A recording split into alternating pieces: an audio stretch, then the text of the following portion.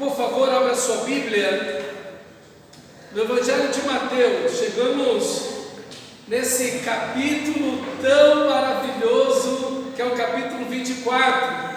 Quando eu era novo convertido, eu fiquei aficionado nesse capítulo, né? Eu fiquei assim, quando eu li esse capítulo, meu Deus, então vira e volta, eu estava nesse capítulo 24 do livro de Mateus, e realmente é um texto extraordinário para que nós possamos meditar nele durante essas próximas quintas-feiras.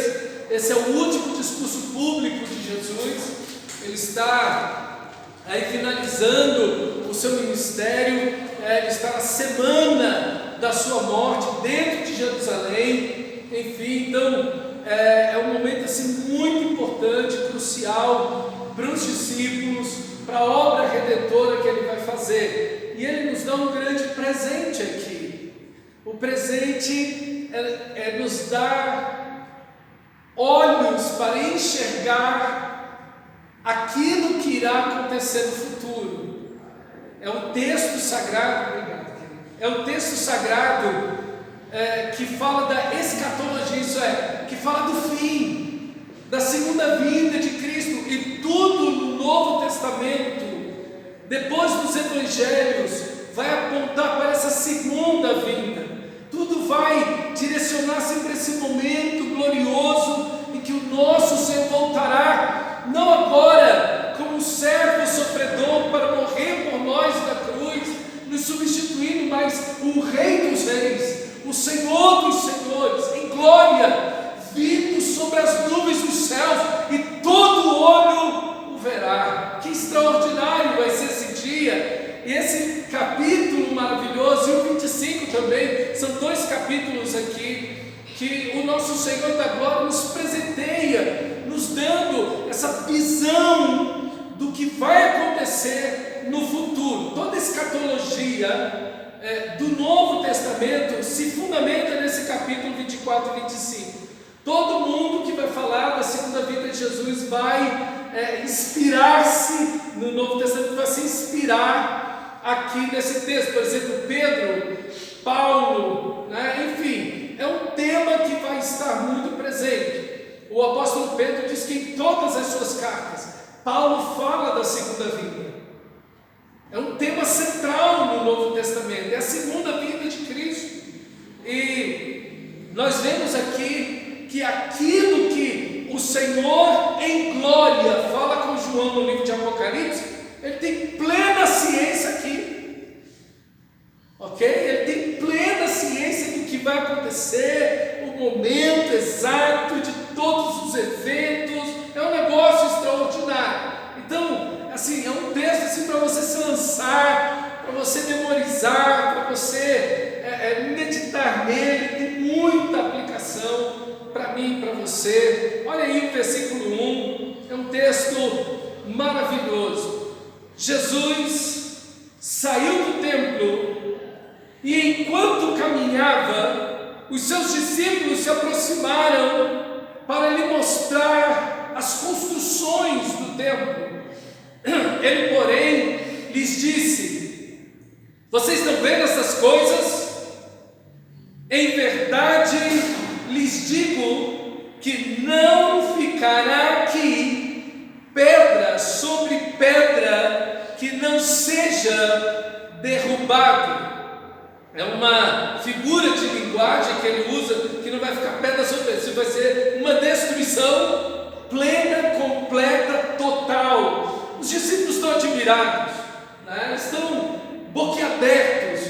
O templo parecia uma montanha de neve, de um mármore branco, belíssimo, e as bordas dele eram chapas de ouro, então um negócio assim, lindíssimo.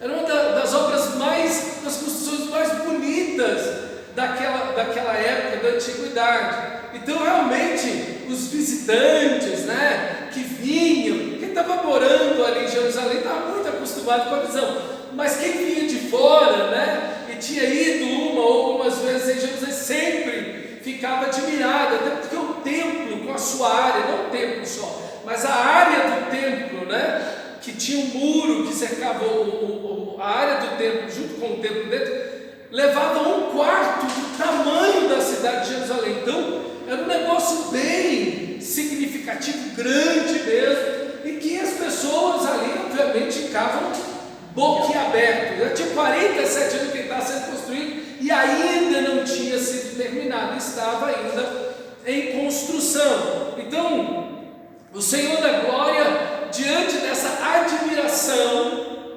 dos discípulos, o Senhor dá essa sentença tão dura, tão firme, da destruição do templo, que aconteceu na época de Jeremias, aí uns quase 600 anos antes de Jesus, já tinha acontecido uma destruição dessa, e agora essa expressão de não vai ficar pedra sobre pedra atingiu esses discípulos como uma bomba sobre eles, porque o templo é o centro do culto, é a presença de Deus, é a bênção de Deus, é o símbolo da glória de Deus. Nós vimos isso na semana passada, como o templo ele simboliza pelo menos 8 características de Deus, da bênção de Deus.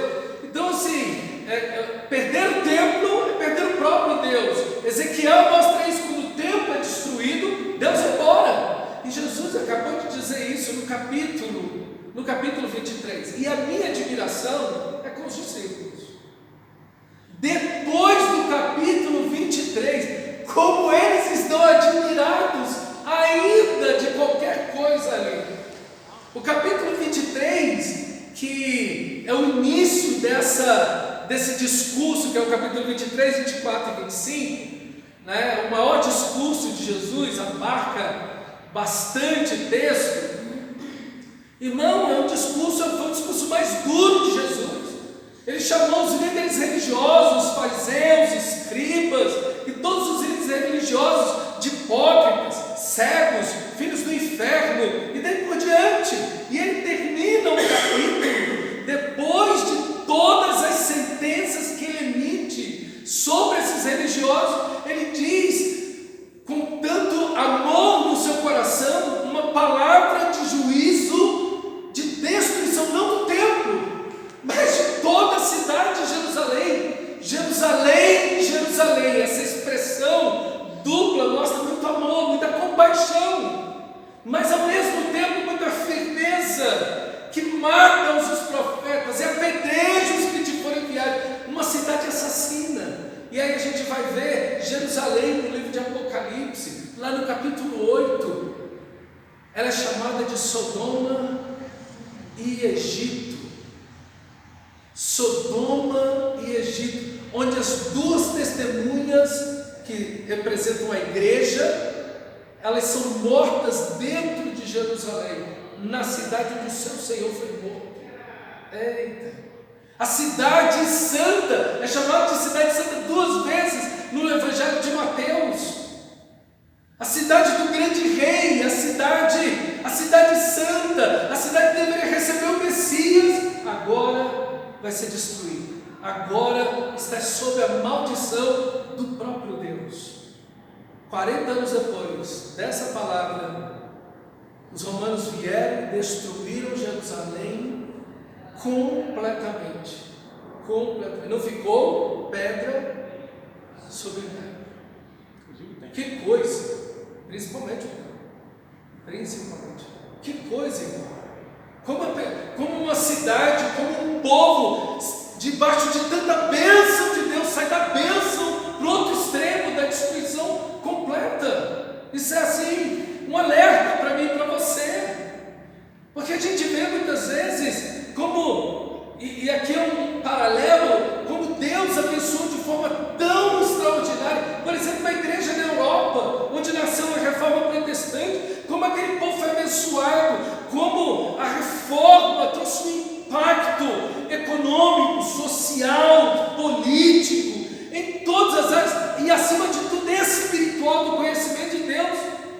E depois ela se torna um continente, o velho continente se torna aí um antro de corrupção, de ateísmo, do secularismo, do abandono a Deus, né? Enfim, então aqui tem um alerta para mim e para você, porque aquele a quem muito dado, muito também é cobrado.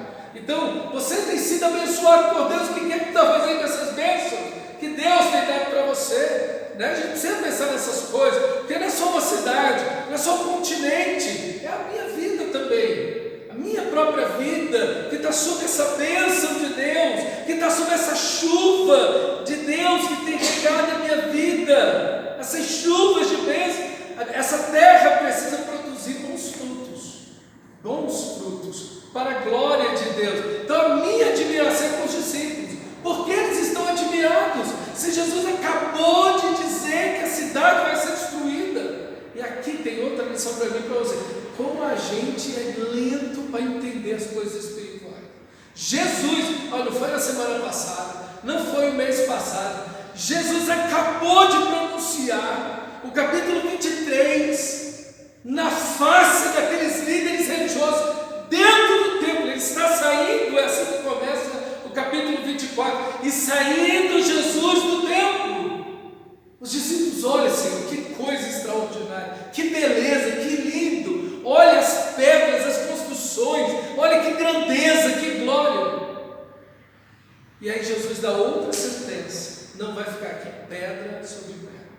Às vezes a gente fica admirado daquilo que Deus abomina. Não que Deus abomina o templo, mas Deus abominava aquilo que estava sendo feito no templo. Vocês fizeram da casa do meu pai uma caverna de ladrões. Enfim, então o templo tinha uma função, era uma estrutura física de pedras. Mas ele tinha uma função. A partir do momento que o povo começa a viver outra realidade, aquele templo perde a sua função. Ele já não tem função nenhuma. A função daquele lugar, que era a glória de Deus, o louvor e exaltação da pessoa de Deus, de expandir para a nação de Israel, e a partir da nação de Israel, para todo mundo o conhecimento de Deus. Agora um lugar onde o nome de Deus é blasfemado, o nome de Deus é envergonhado, porque fizeram daquele lugar uma caverna de ladrões. Então ele perdeu a função. E eu quero dizer para você que Deus não está preso a estruturas. Deus está preso à sua palavra. Se uma estrutura deixa de funcionar para a glória de Deus, Deus não tem problema nenhum em destruir aquilo. Deus fez isso com a arca, sumiu aquele negócio. Mas a arca, no Antigo Testamento, a presença de Deus ali na arca, a glória de Deus na arca, e o povo começou a usar a arca de qualquer maneira, virou mais um amuleto, que Deus deu logo o fim naquilo. Então, as coisas, elas devem servir para a glória de Deus. O lugar em si, ele é sagrado à medida que ele funciona para a glória e louvor de Deus. Se ele está sendo usado para outra coisa, acabou.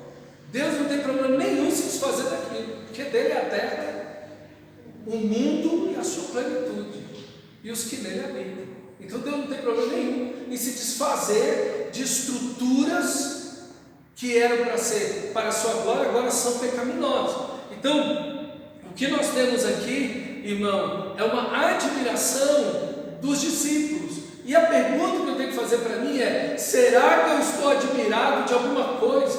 Será que meus olhos estão cheios de vislumbre por aquilo que Deus detesta, por aquilo que Deus rejeita, por aquilo que Deus aborrece? Será que eu estou valorizando aquilo que Deus não valoriza? Será que o meu coração está em coisas que o coração de Cristo Jesus não está mais? Essas perguntas nós precisamos fazer. Será que eu estou sendo lento demais para aprender as coisas espirituais? Depois do discurso mais forte de Jesus, os discípulos ainda estão lentos demais. Então, irmão, a gente precisa questionar isso. Nós não podemos ser lentos nem tardios para dar respostas a Deus. Nosso coração tem que estar pronto para captar as verdades celestiais que nos são apresentadas e assumi-las nossas vidas o mais rápido, o mais pronto possível. E aí então, o Senhor da Glória, os discípulos, versículo 3, Jesus estava sentado no Monte das Oliveiras, vendo toda a cidade, o templo, daquele monte dava para ver tudo. Quando os discípulos se aproximaram dele e em particular lhe pediram: diga-nos, quando essas coisas vão acontecer? Que coisas? O que ele acabou de dizer? Não vai ficar aqui? Não vai ficar aqui? Pedra sobre pedra. Então é óbvio que a pergunta deles atinge exatamente a afirmativa dele, a sentença dele. Então quando essas coisas vão acontecer? Que aqui não vai ficar pedra sobre pedra? A primeira pergunta, são 3. A segunda pergunta: e que sinal haverá da tua vida? E do fim dos tempos, ou fim do mundo aí, ok? Então, essa estrutura, depois eu vou estar postando lá no WhatsApp para vocês, a estrutura do capítulo todo, tá bom? Divididinho, tem 4 partes esse capítulo, dá para dividir, o capítulo 24 tem 4 partes, o capítulo 25 é mais fácil de dividir. Esse é um pouco difícil, porque os discípulos fazem uma pergunta, eles fazem 3 perguntas em uma sequência: quando sucederão essas coisas? Qual o sinal da tua vinda e do fim dos tempos? Só que Jesus não responde. Jesus não responde na ordem que eles querem ouvir. Na realidade, a primeira pergunta ele vai responder como a última, ok? Que é justamente aí no versículo 15 até o 28, quando ele está falando do tempo. Por que Jesus não é claro nessa resposta? Ele é claríssimo nessa resposta. Claríssimo nessa resposta. Então vamos entender hoje. Vamos entender hoje. Porque ele responde a pergunta: quando sucederão essas coisas? Que ele vai ficar pedra sobre pedra. Só que ele responde isso já quase no final do capítulo. Por quê? Porque a prioridade de Jesus não é a nossa. Jesus tem um tema aqui. Jesus tem um ponto central na sua mensagem nesse capítulo. E é esse tema que vai nortear toda a estrutura do capítulo. Ok? Então, a fidelidade dos discípulos nos sinais e no fim dos tempos. Esse é o tema. A fidelidade do povo de Deus. O tema que nós temos aqui é que mesmo diante dos sinais, mesmo diante dos acontecimentos, mesmo diante da segunda vinda, mesmo diante das perseguições, das lutas, não importa o que aconteça. O que diz o versículo 13? Lê para mim o versículo 13. Aquele porém que ficar até o fim será salvo. Aquele porém que ficar até o fim, ou perseverar até o fim, ou for fiel até o fim, esse será salvo. A grande preocupação de Jesus é o quê? É a fidelidade. Ali você tem a estrutura do capítulo 24. Então, a fé dos discípulos diante dos sinais. Ali, o engano dos falsos cristos, versículo 4 e 5, que é um problema interno. Guerras, a maldade humana, que é o versículo 6, até o 7a, a primeira parte do versículo 7. Depois fomes e terremotos, são os eventos da natureza, que é a parte B do versículo 7. E uma sentença, esse é o princípio das dores. Depois ele vai para a segunda parte, a fé dos discípulos até o momento final. Aí você está vendo lá na parte D, escrito de vermelho, o sinal da segunda vinda. Está vendo que ele vai? É o princípio, depois ele vai falar o final, na terceira parte, lá no ponto F, o sinal da segunda vinda, quer dizer, o fim de novo, e aí a última parte do capítulo, ponto B, o sinal do fim. Veja, ele está numa progressão. Ele te mostrou o princípio, agora ele vai te mostrar o fim, ele vai te mostrar o fim de novo dentro de uma outra perspectiva, e vai te mostrar o fim de novo em outra perspectiva. Mas tudo aponta para o fim. E diante de tudo isso, que ele quer? A sua fidelidade. Aquele que perseverar em fé e fidelidade até o fim, esse será salvo. Ser fiel, diz Apocalipse, até a morte dar-te-ei a coroa da vida. É a mesma coisa. O ponto aqui, e é isso que nós precisamos ter na nossa mente,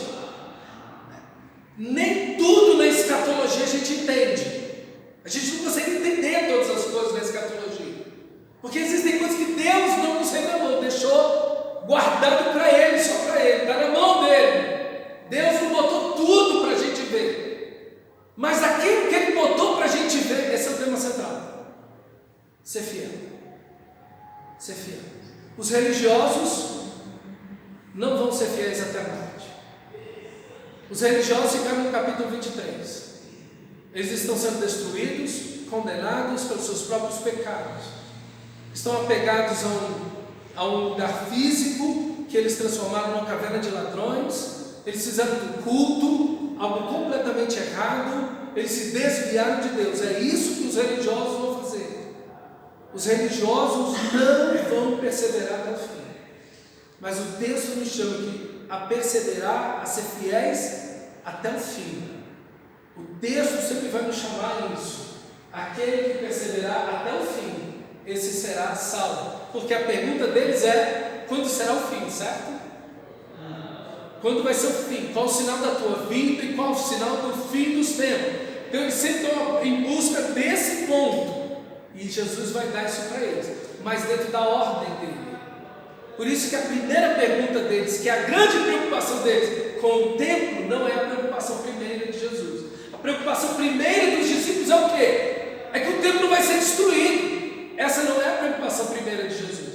A primeira preocupação de Jesus é que se você vai ser fiel a Ele, se você vai obedecer a palavra, se você vai permanecer firme nas Escrituras Sagradas, se você tiver em luta, se você tiver em enfermidade, se você tiver em oposição, se houver terremotos e guerras, se houver pandemias, o que é que vai acontecer com a sua fé?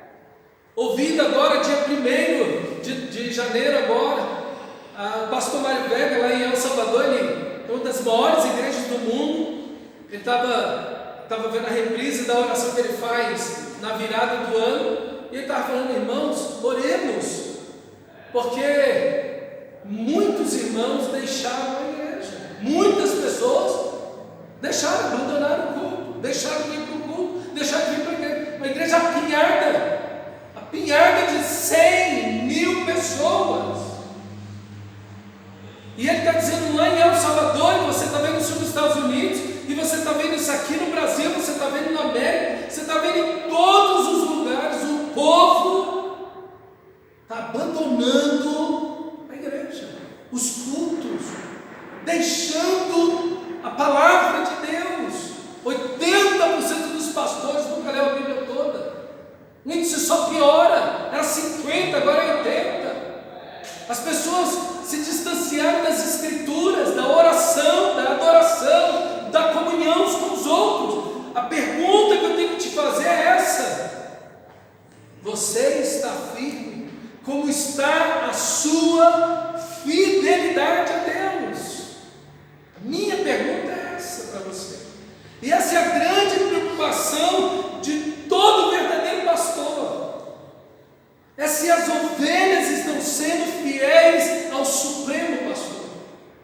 Se elas estão lendo a Bíblia, se elas estão orando, se elas estão envolvidas na missão, se elas estão vivendo em unidade, se elas estão usando os dons, os talentos que têm naturais e os dons e talentos que o Espírito Santo deu para servir no reino. Essa é a preocupação de ver uma igreja firme. E olha, irmão, a gente está caminhando aí, estamos no caminho do desejo, estamos caminhando na direção da segunda vinda, como vamos ver hoje, nessa primeira parte aí dessa estrutura aí, os 8 primeiros versículos, pretendo alcançar hoje, se Deus quiser. Seguimos então a ênfase aí é o cuidado da fé, que infelizmente os líderes religiosos fracassaram. Então Jesus responde no versículo 4 com eles. As 3 perguntas foram feitas: quando acontecerem essas coisas? Qual o sinal da tua vinda? E qual o sinal do fim dos tempos? As 3 perguntas foram feitas, e Jesus começa a responder. Jesus respondeu, versículo 4: tenham cuidado para que ninguém os engane, porque muitos virão em meu nome, dizendo eu sou Cristo, e enganarão a muitos, e vocês ouvirão de guerras e rumores de guerra. Fiquem atentos e não se assustem, porque é necessário que isso aconteça, mas ainda não é o fim.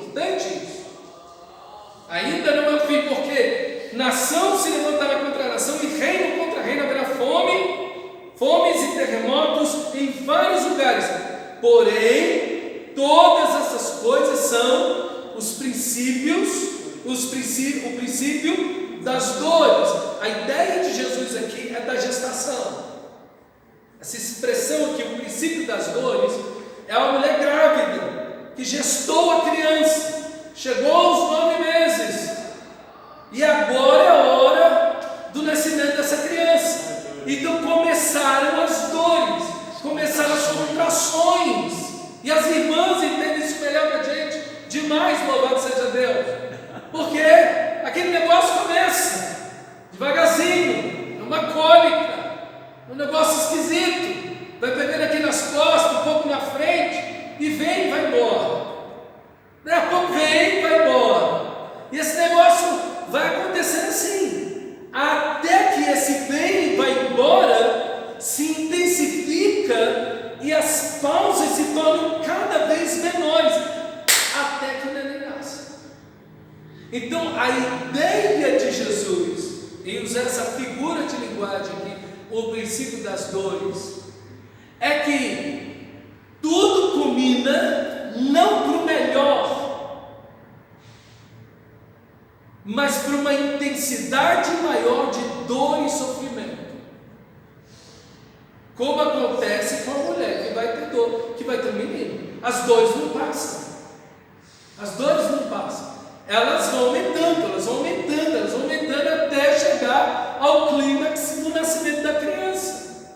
Então, essa é a ideia do texto, ok? Essa é a ideia do texto, essa é a ideia da segunda vinda de Jesus. Por isso que no livro de Apocalipse, quando você vê as imagens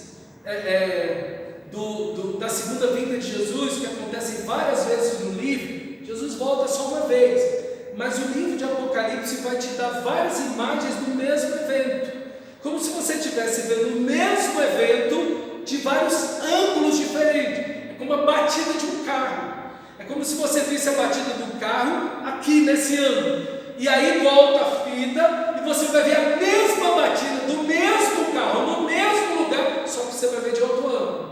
Depois volta a fita de novo, faz a mesma batida, mas você vai ver de outro ângulo. Assim é o livro de Apocalipse, é a mesma vinda, é a segunda vinda, mas ele te dá detalhes diferentes desse evento. Então você junta como um quebra-cabeça, junta tudo como um quebra-cabeça, para você entender. O livro tem 21 capítulos, Jesus no 7º já voltou.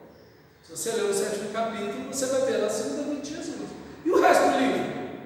Você faz o que com o livro? Né? Jesus já voltou. Então, o texto sagrado ele faz isso para nos dar uma visão geral, um quadro geral do que vai acontecer, ok? Jesus faz um pouco disso aqui. Ele faz um pouco, ele começa com o princípio das dores, depois ele vai, por um ângulo, mostrar a questão da segunda vinda, até o versículo 14, depois ele vai, agora, respondendo a pergunta, que não vai ficar aqui pedra sobre pedra, né? E aí ele vai dar uma outra ótica, agora falando da perspectiva do templo, que deve acontecer até chegar a segunda vinda. E depois ele vai falar de um aspecto da segunda vinda, mas de um ponto celestial. Ele vai falar de coisas como o sol escurecerá, a lua não dará sua claridade, as estrelas cairão do firmamento. Mas ele não falou nada da terra, ele falou tudo do céu. E aparecerá no céu o Filho do Homem com grande poder e glória, enfim, e ele vai enviar os anjos, aí é o arrebatamento, está vendo? Ele te dá um acréscimo a mais, ele te dá uma ênfase, te dá uma visão que você não tinha. Então a gente vai parte a parte, para a gente entender direitinho, mas o ponto sempre é a sua fidelidade. O ponto central dele é a sua fidelidade. Então, cuidado que ninguém nos engane.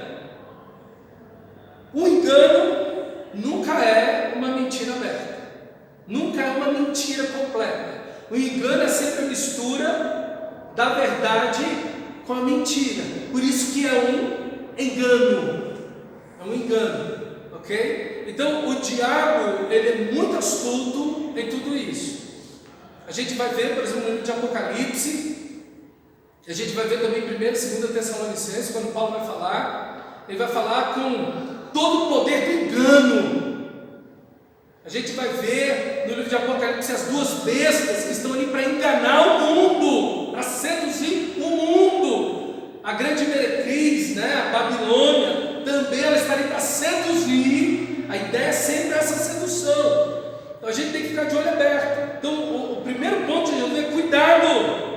Primeira palavra de Jesus é cuidado, ninguém engane vocês. Então, isso indica que você vai ser tentado ao engano. Vão tentar enganar você, a mim, a igreja, mas é com certeza. Então, a mente do cristão deve ser uma mente ativa, questionadora. A fé não é uma fé cega, ela deve inquirir, questionar, duvidar, perguntar, sondar, averiguar, julgar e separar luz das trevas. O cristão não pode ter uma mente passiva, até porque você tem uma visão privilegiada. Como você tem a mente de Cristo, e deve ter, se não tem, então adquira.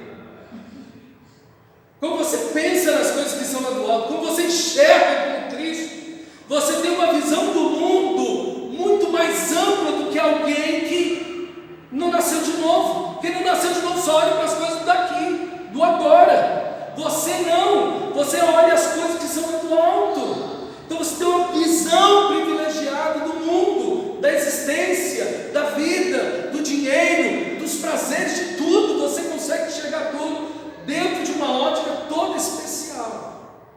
Então, meu irmão, cuidado, sua mente precisa ser guardada. Nós precisamos ter a mente de Cristo. Nós precisamos ser transformados pela renovação da nossa mente. Não se deixe de enganar. O diabo vem para enganar a igreja, e o engano, ele vem aqui no nosso texto, porque virão muitos em meu nome dizendo eu sou Cristo, e enganarão a muitos. E assim, às vezes a gente acha que isso é uma coisa bem esdrúxula, né?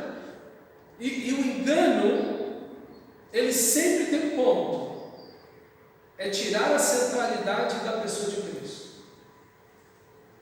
O engano tem um foco, o engano, ele tem um alvo, ele tem um objetivo: tirar a centralidade da pessoa de Cristo da igreja. Cristo já não é mais o centro, é alguém que se diz o Cristo. Então isso é muito importante a igreja estar alerta. Ensinamentos que tiram Cristo do centro, mensagens onde Cristo não é o centro, louvores onde Cristo não é o centro. A gente tem que ter muito cuidado com isso, irmão, porque eu quero dizer para você que o diabo não tem problema com reuniões e aglomeração de gente. O diabo não tem problema com isso. Ele tem problema com uma coisa: se 2 ou 3 estiverem reunidos no nome do nosso Senhor Jesus Cristo. Aí ele tem problema. Mas ele não tem problema, o diabo não quer, em primeira mão, fechar a igreja. Isso é um engano. Uma falsa igreja aberta é uma bênção na mão do diabo. Vai propagar o erro, vai distanciar as pessoas de Cristo, e as pessoas vão estar lá achando, não, eu estou aqui, e vai ter um monte de coach lá dizendo que você está salvo. É extremamente perigoso. Então, às vezes aparece alguém, um maluco por aí, e não vai ter doido que vai deixar de segui-lo, dizendo eu sou o Cristo, e vai ter um monte de gente lá. Agora, eu quero dizer para você que em toda a história da humanidade nunca surgiram tantas seitas, a multiplicação da religião foi muita no século XX, século XIX também para cá. Nós temos hoje mais de 11.000 religiões no mundo. 11.000 religiões no mundo. É uma multiplicação. A história da humanidade nunca viu isso. Nunca viu isso. Então, nós temos esse evento que se multiplica aqui. E nós temos aqui nesse ponto algo que vai estar, se não me engano, no versículo 12. E Paulo vai usar esse versículo 12 de Mateus, aqui 24, na ideia lá nos Tessalonicenses, dizendo que o Senhor Jesus não virá antes que venha a apostasia. Então veja, olha, o engano é tão terrível, irmão, que nós vamos vendo na Europa, onde houve a reforma protestante, a Suécia, a Dinamarca, a Estônia, enfim, esses esses países, o Reino Unido, né? Esses países, foi feita uma pesquisa alguns anos atrás. A pergunta era essa: qual a importância da fé cristã na sua vida? Nós temos aqui, irmãos, um índice médio de 75% das pessoas dizendo que a fé cristã não tem importância alguma na minha vida. Eu tomo as minhas decisões sem me pautar pelas escrituras. Eu não tenho muito a ver com esse negócio de oração. Esse negócio de culto para mim é um negócio que não tem muita importância. Adorar a Deus também não. Comunhão com a igreja, com os irmãos. Serviço no reino. Em todo tem país aqui com 83%, outro com 80%. A Dinamarca mesmo, 80,5%. Dizem não, a fé cristã não tem nenhuma importância no significado da minha vida. 80% da população. Você imagina isso? Você imagina isso, irmão? Irmãos, eu tenho um aluno na faculdade, o Hans, ele é holandês. Eu estava dando aula na época de Romanos, alguns anos atrás, e eu estava falando para eles que a capital da Holanda, Amsterdã, meus irmãos, era uma das cidades mais santas do mundo. Ele balançou a cabeça. Ele disse: pastor, hoje, eu falei assim, as pessoas podem ter relação sexual a partir de 10 horas da noite, em certos parques, ao ar livre, o uso de drogas liberado. Ele falou: pastor, é uma tristeza aquela situação. Então assim, nós estamos vendo o engano. O engano. E aonde está o engano? Cristo é só um nome na sua vida. Veja, o engano tem um alvo: tirar Cristo do centro da sua vida. E Cristo no centro da minha vida não é simplesmente dizer: não, Cristo é tudo para mim. Não. É quando você vive pelas Escrituras, quando você lê as Escrituras, você medita nas Escrituras, você obedece às Escrituras, você toma decisões pela palavra de Deus. Isso é uma vida centrada em Deus, em Cristo. Você vive pelas palavras de Cristo. As pessoas abriram mão. Então, veja, irmão, que não é algo que, assim, você possa dizer assim: não, isso está longe da gente, porque não tem nenhum maluco no meio da rua dizendo aí, vestido de um pano de saco, dizendo: eu sou Jesus. O engano não vem só dessa maneira, ok? Versículo 6: e vocês ouviram falar de guerras e rumores de guerra, fiquem atentos e não se assustem, porque é necessário que isso aconteça, mas ainda não é o fim, porque nação se levantará contra nação, reino contra reino. Então, nós temos aqui algo que, quando a gente lê esse texto, a gente pensa, né? Mas sempre houveram guerras no mundo, sempre teve guerra, e é verdade. Desde que o ser humano pecou, as guerras estão aí dentro das famílias, nos relacionamentos, família contra família, cidade contra cidade, país contra país, enfim, guerra sempre teve. Mas no século XX, as guerras que aconteceram no século XX foram mais em quantidade e proporcionalmente mais letais que todas as guerras dos séculos anteriores. Então, não é simplesmente que sempre teve, mas a intensidade. Lembra das dores de parto? As dores de parto não vão aumentando, as dores não vai ficando pior. O século XX e o século XXI, eles estão recheados e carregados, irmãos, de guerra. E quando fala de guerra, fala de violência. E fala, a guerra aí, no caso, não é simplesmente uma guerra militar, mas também fala de guerra civil, dessa violência urbana que nós temos, né? Essa violência que se torna uma cultura, que se torna um jogo que a criança joga, que a criança, ela pega aquele avatar ali, aquele personagem, e dá tiro na cabeça do outro, passa com o carro em cima do outro, e teu filho está lá jogando, teu neto, teu sobrinho está lá jogando, aquilo dentro de casa. E é natural o estado de violência que se vive, a violência em palavras, a violência em ações, que está por aí, espalhada. A gente injustiça que nós estamos vendo, não apenas no Brasil, mas no mundo inteiro.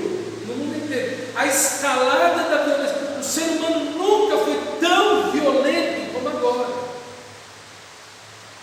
Porque a violência, às vezes, partia de um grupo, partia de um exército.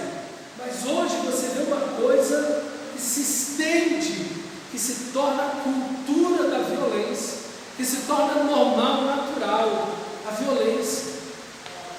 Ok? Então, você tem aí essas dores de parto nos conduzindo a esse desastre terrível. Por exemplo, em 1920,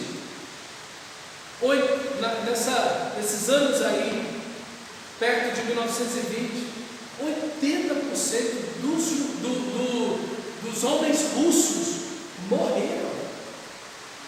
80%. Só na Segunda Guerra Mundial, mais ou menos 2,5 milhões de crianças morreram. Crianças morreram. Esse número pode ser maior, inclusive. Se nós vamos juntar as guerras do século XX, mais de 123 milhões de pessoas morreram. Você tem uma ideia de que número é esse? O Brasil tem 200 milhões de habitantes. Você imagina 123 milhões de pessoas. Desses 123 milhões, nós temos aí para cima de 3 milhões de crianças mortas. 3 milhões é o tamanho do DF. Distrito Federal inteiro, com todas as cidades satélites, área rural, tudo. 3 milhões de habitantes. Isso é uma escalada da violência que é inédita na história da humanidade. Nunca se matou tanto na história da humanidade como no século XX e no século XXI. Eu acho que proporcionalmente, olhando para trás, existia mais guerra e morria mais gente, proporcionalmente. Porque a gente, por contar, nós temos 8 bilhões de pessoas no mundo. 7 milhões. 8? Já tem 8 bilhões. Imagina lá depois de Cristo, lá, no ano 2000, ano 100, por exemplo. O Império Romano vivia em função da guerra. Tudo era em função da guerra. Sim, havia, quando Jesus diz isso aqui, havia guerras e toda essa coisa. Quando Jesus diz isso, fica todo mundo assustado, com certeza. Por quê? Porque havia a Pax Romana, a paz romana. Roma estabeleceu um estado de paz. Havia mais de 100 anos sem guerras aqui, nesse momento que Jesus diz isso. Roma apagava algumas rebeliões pequenas em alguns lugares. E Roma vai apagar uma no ano 70 aqui mesmo em Jerusalém. Mas eram rebeliões isoladas que aconteciam. A paz romana dizia o seguinte: nós somos o império, o maior exército do mundo. Nos obedeçam, nós vamos dar uma liberdade para vocês, principalmente a liberdade religiosa. Vocês vão adorar os deuses de vocês, vocês vão cultuar os deuses de vocês vão cultuar os nossos também, e vocês vão adorar o imperador, e a gente vai manter essa paz. Quando Jesus diz isso, havia um estado de paz no mundo romano. Então, quando Jesus diz isso, os discípulos sentem com certeza o impacto. E quando ele diz isso, havia um estado de paz que durou até o ano 180 aí, aproximadamente. Você imagina? Então, Jesus já está se antecipando ao que vai acontecer. Quando nós olhamos o gráfico de guerras, desde do ano zero, né, da cidade de Jesus até agora, a escalada é assim, tanto percentualmente, proporcionalmente, tudo mostra que, para você ter uma ideia, no século XX, no século XVI, século XIV, morria, às vezes, 0,5%, 1% da população mundial naquele momento. No século XX, morreu quase 5% da população mundial. É gente demais. Proporcionalmente, novamente a escalada, é o que eu estou falando para vocês, são essas dores de parto. A mesma coisa aqui, a questão dos terremotos. Gente, sempre houve terremoto, fome, sempre houve fome. Mas, por exemplo, quando você pega um gráfico de um site científico que trabalha com essa questão dos terremotos, se você pega os terremotos que foram contabilizados do ano 1900, início do século XX, até 2008, você vai ver que há um padrão normal aqui de terremotos entre 6 a 8 graus na escala. Há um padrão aqui. Quando dá 1999, esse negócio começa a subir. Aí você fala, gente, então, o que sai da reta aqui? O que sai da curva? Porque esse negócio está aumentando tanto. Então, veja, irmãos, nós estamos indo em direção à segunda vinda. Como Paulo disse, o dia do Senhor se aproxima. O mundo caminha nessa direção. E Ele vai me encontrar fiel se Ele vier, ou se eu for até Ele. Ou Ele vindo até mim na segunda vinda, ou eu indo ao encontro dEle antes dessa segunda vinda, Ele vai me achar fiel. Esse é o ponto do nosso curso. Infelizmente, o que nós estamos vendo é o crescente da morte, da fome. Por exemplo, depois da pandemia, a fome no Brasil, segundo os dados, aumentou em 20%. Nós temos hoje quase 900 milhões de pessoas que estão encarando a fome diariamente. A fome é uma realidade na vida dessas pessoas. 880 milhões de pessoas estão lidando com a fome diariamente. É uma realidade na vida dessas pessoas. Vão dormir com fome todo dia, passam o dia com fome, às vezes com uma única refeição. Então, irmão, essa escalada do mal, da destruição, ela está indo numa direção. E o Senhor da glória já nos diz isso. O livro de Apocalipse já nos chama a atenção para isso. O que nós não podemos é estar encantados pelo mundo. Não ameis o mundo, nem as coisas que no mundo há. Não é isso que as Escrituras Sagradas nos chamam? Às vezes a gente está encantado por aquilo que não deveríamos.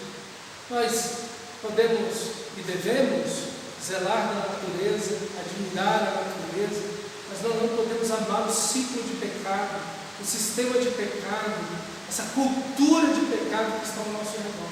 Nós não podemos amar o mundo, nós devemos amar as pessoas. Como Deus amou o mundo, no caso é as pessoas, Deus amou o mundo. Mas nós não podemos amar esse sistema de pecado, porque o sistema de pecado sempre nos levará para longe de Cristo. Os eventos estão aí. E como você está? Como os discípulos? O que me admira, irmãos, é que os grandes profetas do nosso tempo não são os cristãos, são os cientistas, são os ambientalistas.